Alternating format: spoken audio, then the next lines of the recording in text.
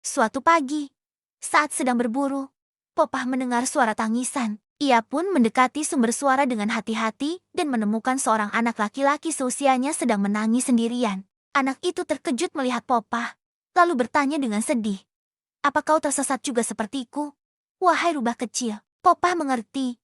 Anak itu tersesat. Dengan cerdik, Popah menggigit ujung sepatu anak itu, memberi isyarat agar mengikutinya. Anak itu pun patuh.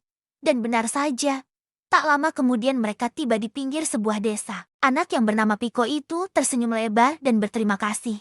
"Kamu boleh datang ke rumahku kapan saja.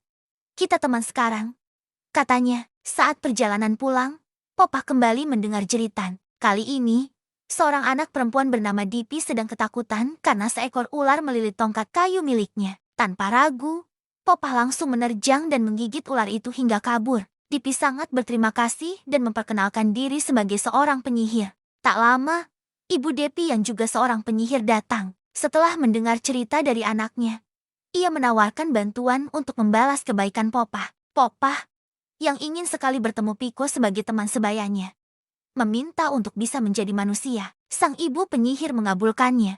Ia berkata bahwa Popah bisa berubah menjadi manusia setiap kali memakan buah persik, dan akan kembali menjadi rubah jika memakannya lagi. Dengan gembira, Popah memakan buah persik dan segera berlari menemui Piko dalam wujud manusianya. Piko sangat senang dan mereka pun bermain seharian. Saat Piko menyiapkan makan siang, Popah berkeliling desa dan membantu para warga di kebun dengan cakarnya yang kuat. Semua orang senang, kecuali seorang petani yang curiga. Petani itu diam-diam mengikuti Popah ke hutan dan melihatnya berubah kembali menjadi rubah setelah memakan buah persik.